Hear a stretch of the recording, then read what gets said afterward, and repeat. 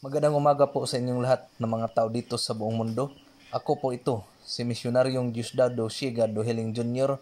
sa School of Miriam and Beriam University, the Missionary of the Master of the Universe, the Santissima Trinidad, God of all gods, King of all kings, Master of all masters, Divine Master Ruben Idireclo Sr., King of all kings, Master Ruben Bereclo Jr., Divine Grand Master Ruben Madron Iclo I, ang aking Diyos at ang tunay na Diyos dito sa buong mundo at sa buong kalawakan. Pitsa 11 po ngayon mga kapatid, buwan ng Enero 2021. Ngayon mga kapatid, ilahad ko po sa inyo at ipapaliwanag ng maayos ang dalawang klase na dasal na mayroon tayo ngayon sa mga membro ng Philippine Benevolent Missionaries Association Incorporated at ng Rubenian International Incorporated at maging sa lahat ng mga tao dito sa buong mundo. Mga kapatid, isasalaysay ko po sa inyo at papaliwanag ko po ng maayos ang tunay na dasal mga kapatid, dahil sa ang dasal ng mga membro ng PBM Incorporated noong October 19, 1965 na ibinigay ng aking Diyos, Divine Master Ben Idireclo Sr., King of all Kings, Master Ben Bereclo Jr., at Divine Grand Master Ben Madron Iclo I, ay mayroon pong malaking pagkakaiba sa dasal na naibigay naman noong August 18, 2017 sa Rubenian International Incorporated mga kapatid. Dahil ang dedikasyon po ng dasal natin, kung ating pagbabasihan, ang dedikasyon ng dasal noong nakaraang 50 years po mga kapatid, ay ito po yung dedikasyon ng dasal na iyon. Ito po yun. Ang nakasaad po talaga dito ay magrosaryo ako ng 9 mysteries. Iaalay ko sa Santissima Trinidad. Ito po yun mga kapatid.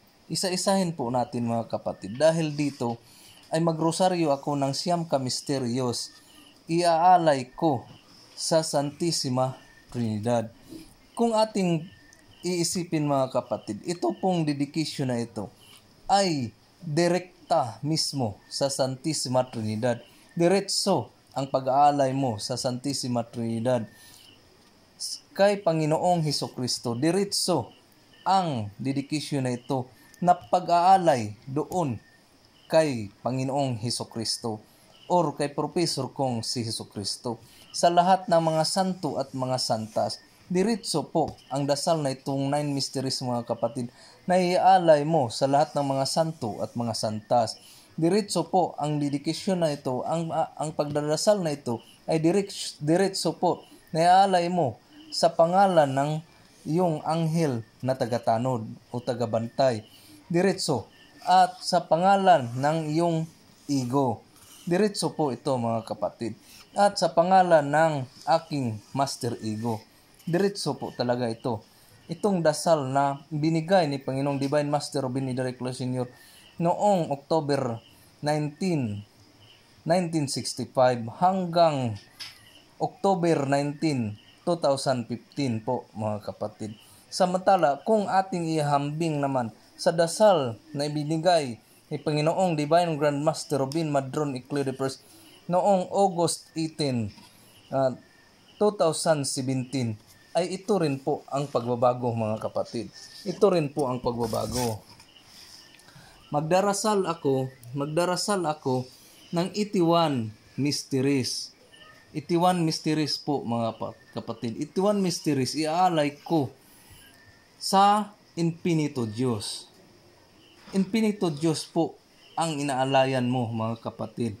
Kung iisipin, itong Infinito Diyos mga kapatid ay ito yung mga engkanto at mga engkanta. Ito yung mga hindi nakikita na mga tao na nandito rin nakatira sa mundong ating tinitirahan. Ito yung Infinito Diyos. Mga tao na hindi nakikita, ngunit dito rin nakatira sa mundong tinitirahan natin.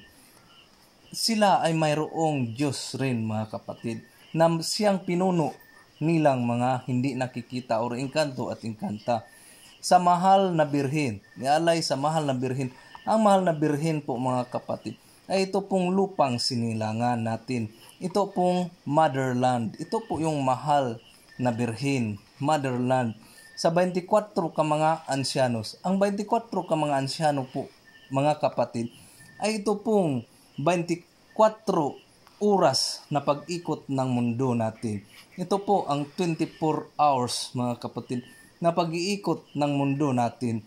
Na 24 hours, 12 hours ang maliwanag at 12 hours din ang gabi. Ito po yung 24 ka mga ansyanos. At mayroon po yung mga espiritu na nagre-representar itong 24 ka mga ansyanos.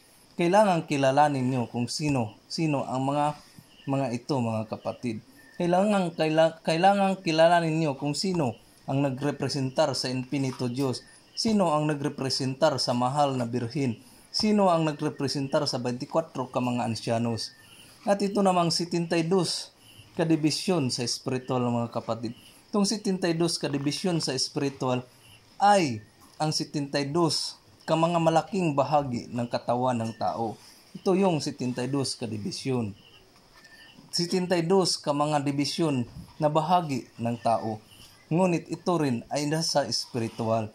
At ang city, ialay sa city ka mga arkangheles. 7 ka mga arkangheles, mga kapatid, ang dinadaanan mo sa 81 mysteries. Ang pagrosaryo mo, pagdarasal ng 81 mysteries ay may maraming dinadaanan, mga kapatid. Sa santong walang kamatayan, itong santong walang kamatayan, dinadaanan din sa dasal na 81 mysteries. At 4 iskina ng mundo. Dadaan ka pa sa 4 iskina ng mundo, mga kapatid, bago ka makarating sa Santissima Trinidad. Ganito po yan, mga kapatid. Ang 81 mysteries na dasal ng mga tao ay mayroong 1, 2, 3, 4, 5, 6, 7, 7 ka mga dibisyon muna ang dinadaanan niya bago siya makarating sa Santissima Trinidad, ang kanyang dasal na inaalayan sa Diyos Kristo, Panginoong Hesukristo, sa lahat ng mga santo at mga santa, aking anghel na tagatanod, aking ego at master ego.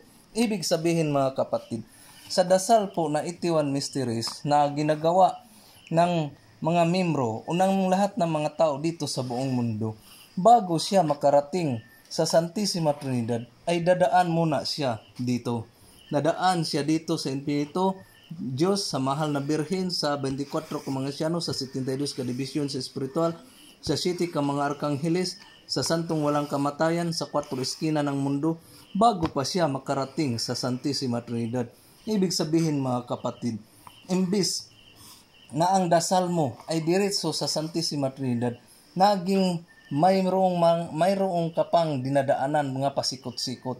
Kumbaga, hindi ka nakadiretso sa pagdating mo sa Santissima Trinidad. Hindi ka nakadirect sa pagdasal diretso sa Santissima Trinidad. Dahil mayroon ka pang dinadaanan na maraming division na dinadaanan mo. Ito pong ganitong pagdarasal, mga kapatid, i-explain ko po sa inyo, papaliwanag ko po sa inyo, ay para rin po itong isang tao, mayroong isang tao na mayroon siyang kailangan diretso, mayroon siyang kailangan sa presidente o sa pangulo ng bansa. Mayroon siyang pangalan, mayroon siyang kailangan doon sa pangulo ng bansa, mga kapatid. At ang kanyang kailangan sa pangulo ng bansa ay para sa kanyang sarili na kaligtasan or para sa kanyang sarili ng mga pangangailangan. Mayroon siyang kailangan. So, ibig sabihin ng dasal na ito, mga kapatid, komparasyon po talaga ito. Kinukumparar ko po talaga para malalaman nyo, matutunan nyo, mapag-aralan nyo kung alin ba ang mas mabuti at alin ba ang mas maganda, alin ba ang mas mabilis, alin ba ang mas mahina, at alin ba ang mas diretso. Para malalaman ninyo, matutunan ninyo kung alin dito ang mas nakakapagbigay ng magandang direksyon para sa inyong sarili. So, ito po yun, mga kapatid. Ikaw, mayroong isang tao na mayroon siyang kailangan doon sa presidente, mga kapatid. So dahil mayroon siyang kailangan sa presidente, ano ba ang kanyang gagawin para madinig siya sa presidente na kanyang makuha ang kanyang kinakailangan? So, ang mangyayari mga kapatid pag ganito, imbis na mayroon kang kailangan sa presidente mga kapatid, imbis mayroon kang kailangan sa presidente, dahil sa sitwasyong ito na ginagawa mo na ito ang dinadaanan, magiging ganito yung mga kapatid. Imbis na ikaw ay mayroong kailangan doon sa presidente, isulat natin dito, presidente. President, mayroon kang kailangan sa presidente. Imbis na ikaw ay magdiretso doon sa presidente, magdiretso ka doon sa presidente, ang ginawa mo ay dumaan ka muna sa kapitan or sa barangay kapitan. So dumaan ka sa barangay kapitan, pagkatapos mong dumaan sa barangay kapitan, dumiretso ka naman sa mayor, pagkatapos mo namang dumaan sa mayor, saka ka pa lumapit naman sa gobernador. Pagkalapit mo na sa gobernador, lumapit ka na muli naman sa congressman, sa Congress. Pagkatapos mong lumapit sa Congress, lumapit ka naman sa senador. Pagkalapit mo sa senador, lumapit ka pang muli sa vice president. Pagkalapit mo sa vice president, saka ka pa dumating sa presidente. So, anong mangyayari sa kailangan mo mga kapatid? Sa iyong gustong marting, sa inyong gustong makuha na tulong, anong mangyayari? Nagiging mabagal siya mga kapatid. Nagiging mabagal. Dahil ang ginawa mo, imbis na ang rota mo, ang dasal mo ay diretso kaagad sa presidente.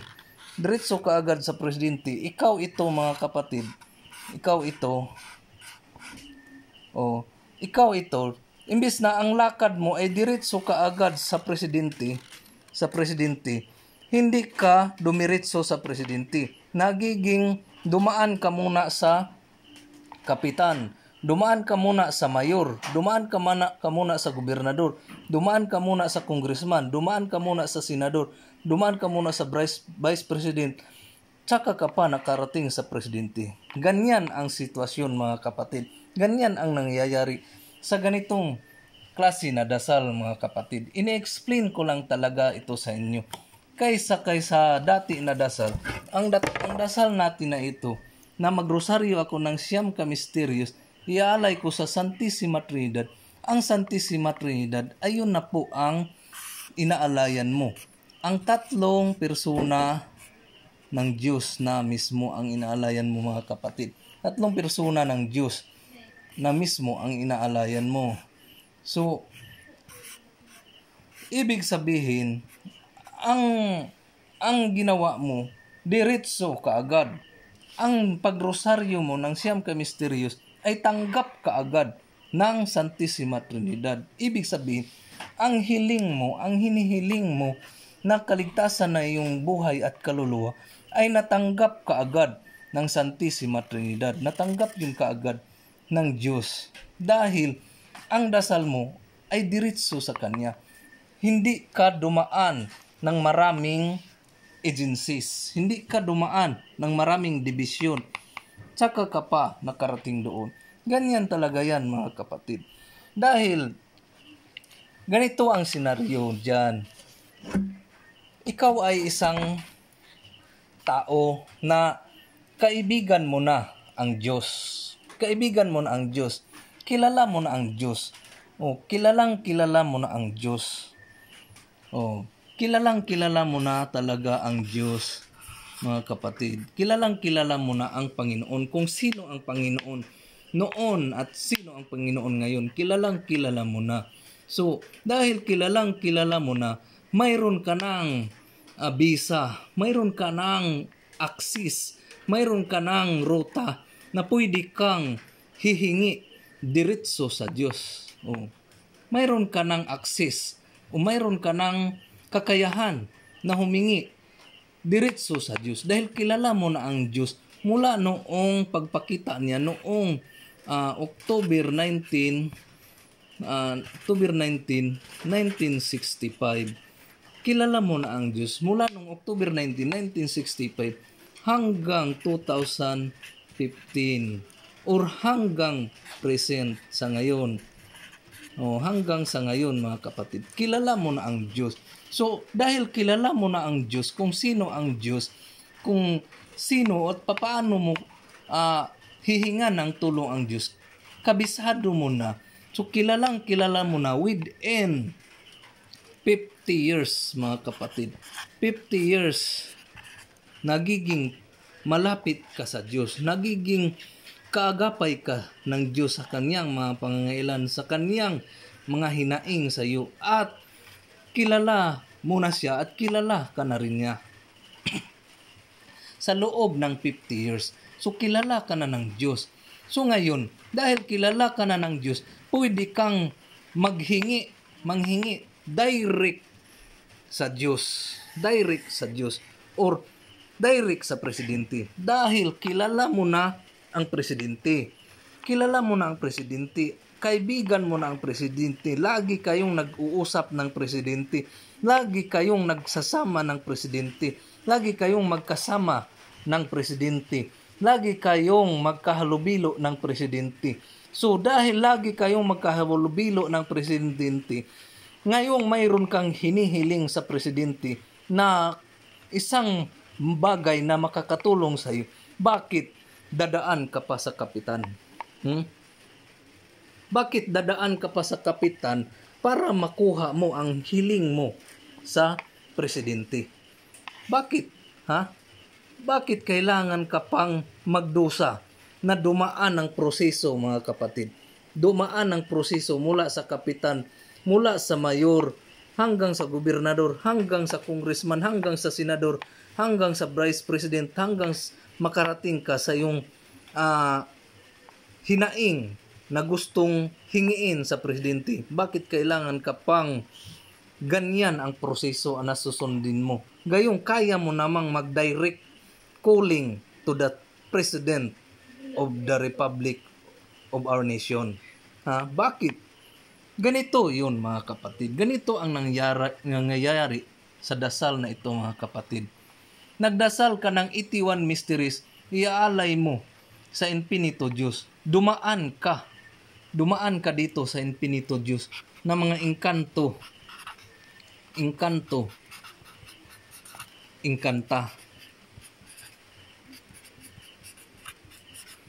Dumaan ka dito sa pinuno ng mga inkanta. Dumaan ka dito sa mahal na birhin, sa lupang sinilangan. Dumaan ka sa motherland. Dumaan ka sa 24 ka mga oras.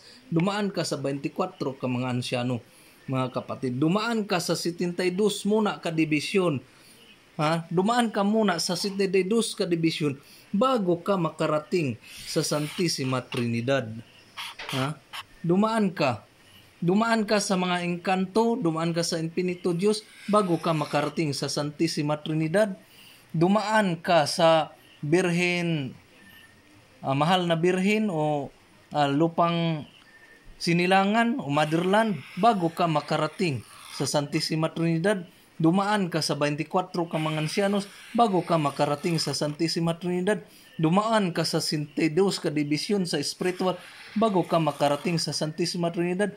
Dumaan ka sa city ka mga arkangheles bago ka makarating sa Santissima Trinidad. Dumaan ka sa santong walang kamatayan bago ka makarating sa Santissima Trinidad. Dumaan ka muna sa 4 eskina ng mundo bago ka makarating sa Santissima Trinidad. Ang daming dinaanan mo, mga kapatid. 7 ka agencies o 7 ka dibisyon ang dinadaanan mo. 7 ka bundok ang dinadaanan mo o 7 ka mga dagat ang dinadaanan mo bago ka makarating sa Santissima Trinidad. Gayong kilala mo na kung sino si Santissima Trinidad. Kaibigan mo na si Santissima Trinidad. Kasama mo na si Santissima Trinidad. Nagkausap na kayo ni Santissima Trinidad. Malapit na kayong kaibigan ni Santissima Trinidad. Mahalos nga nagkasama na kayong kumain ni Santissima Trinidad. Halos nga nagkasama kayong matulog ni Santissima Trinidad. So bakit pinahirapan mo ang iyong sarili na ang dami mo pang daanan bago ka makarating sa iyong gustong makuha mga kapatid na tulong, sa iyong gustong maangkin na tulong. Yun ang senaryo mga kapatid. Sana naintindihan nyo ang paliwanag kong ito dahil ito po ay isang pagpahayag mula sa akin mga kapatid para maintindihan ninyo, matutunan ninyo kung paano ba tawagin diretso mismo sa Diyos mga kapatid. Diretso mismo sa Diyos. Dahil kung hihingi ka ng tulong mga kapatid, hihingi ka ng tulong sa Diyos. At ang paghingi mo ng tulong sa Diyos ay marami kang dinadaanan ng mga agencies. Marami kang dinadaanan ng mga ahensya mga kapatid. Imposibleng mabigay sa Diyos sa iyo ang inyong hinihiling. Dahil napakarami mong dinaanan. Napakarami mong dibisyon na dinadaanan. Kagaya ba ng presidente ba? Kagaya ng presidente ng bansa na kung ikaw ay hihingi ng tulong, ikaw tao, hihingi ka ng tulong, hihingi ka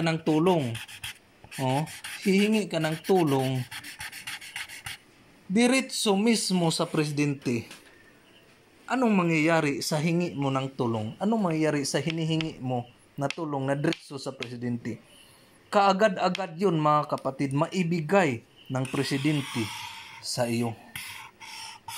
Kaagad-agad yun maibigay ng presidente sa iyo. Dahil ang hinihingi mo ay diretso sa presidente. Pero kung ikaw tao, hihingi ng tulong, dumaan ka muna sa kapitan. Dadaan ka sa kapitan. Hihingi ka ng tulong, tao ka, dadaan ka sa kapitan. Pagkatapos mong dumaan sa kapitan, dadaan ka naman sa mayor. Pagkatapos mong dumaan sa mayor, dadaan ka naman sa gobernador. Pagkatapos mong dumaan sa gobernador, dadaan ka naman sa kongres. Pagkatapos mong dumaan sa kongres, dadaan ka naman sa senador. Pagkatapos mong dumaan sa senador, dadaan ka naman sa vice presidente. Tsaka ka pa nakarating sa presidente. Anong mangyayari sa hinihingi mo na tulong? Mabilis or matagal? Matagal po talaga makakarating sa iyo ang tulong na hinihingi mo.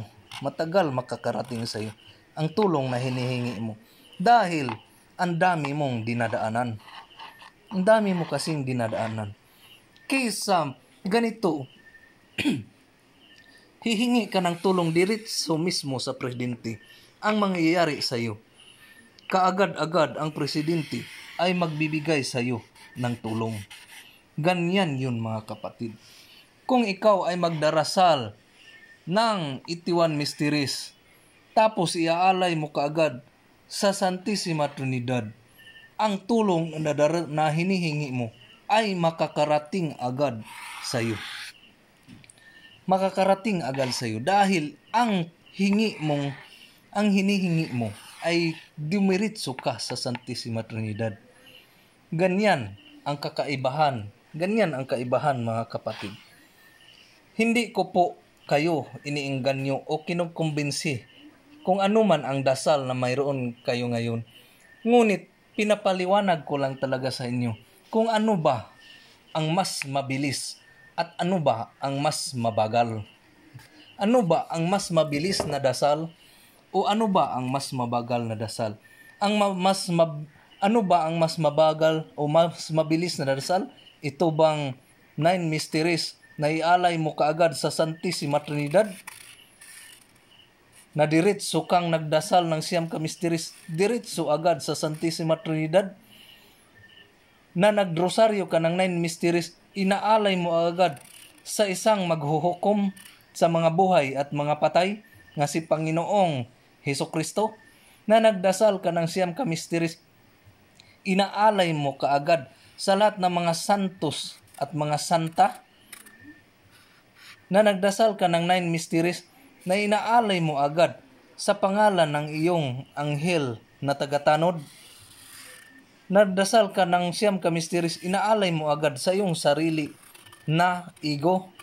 Dasal ka ng 9 mysteries, inialay mo kaagad sa iyong master ego?